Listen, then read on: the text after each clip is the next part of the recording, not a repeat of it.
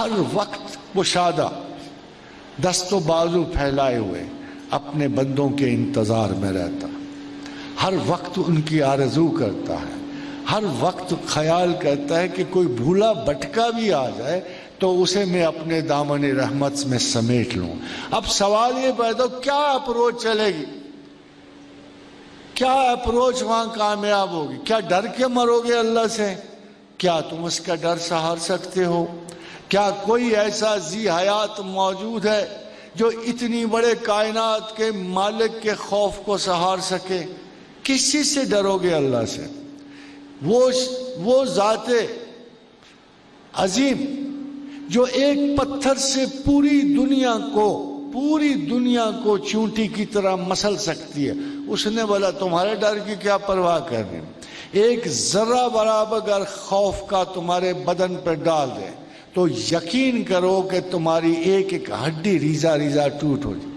تمہیں نہیں پتا اس نے کیا کہا کہ اگر میں اس قرآن کو کسی پہاڑ پہ اتار دوں تو یہ چٹانیں ذرہ ذرہ ہو جائیں، تو وہ تم پر کیسے خوف ڈال سکتا ہے؟ تم اس قابل ہو کہ خوف سہار سکو؟ ہم تو اپنے سے ایک درجہ بلند آدمی کا خوف نہیں سہ سکتے۔ تو خواتین و حضرات، ہمیں سوچنا ہے کہ خدا کس خوف کی بات کرتا ہے۔ خدا صرف ایک خوف کی بات کرتا کہ ڈرو اس بات سے کہ میں تمہیں بھول نہ جاؤں۔ صرف ایک خوف سے تمہیں ڈراتا ہے کہ ڈرو اس بات سے کہ میں تمہیں بھول نہ جاؤں۔ اس نے کہا اگر تم بھلا دو گے تو میں تمہیں بھلا دوں گا، اگر تم لوٹ آؤ گے تو میں لوٹ آؤں۔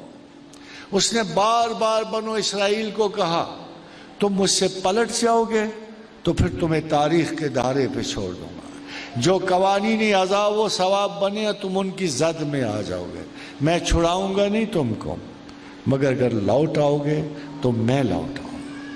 تو اگر کوئی تقوی ہے، اگر کوئی کسی قسم کا خوف خدا ہے تو صرف اس کی ایک ہی قسم ہے کہ ان کاموں سے ڈرو جس سے تم خدا سے دور نہ ہو جاؤ، اس کام سے ڈرو جس سے اللہ تمہیں بھلا نہ دے، اس کام سے ڈرو جس کی وجہ سے تم پر نسیان نہ طاری ہو جائے اور تم خدا کو سرے سے غفلت میں نہ چلے جاؤ۔ خواتین و حضرات، غفلت پتہ کیسی ہے؟ دیکھو کیا ہو رہا ہے امریکہ اور یورپ میں، کون سے بڑے مرض ہیں؟ الزائمر، نسیان، یادداشت کا چلا جانا، رستوں کا گم ہو جانا۔ کھڑے بدحواس کھڑے ہوتے ہیں چوک میں، نہ یہ رستہ نظر آ رہا ہے نہ وہ رستہ نظر آ رہا ہے۔ تو یہ خواتین و حضرات ضروری ہے کہ تقوی کا صحیح مطلب سمجھا جائے۔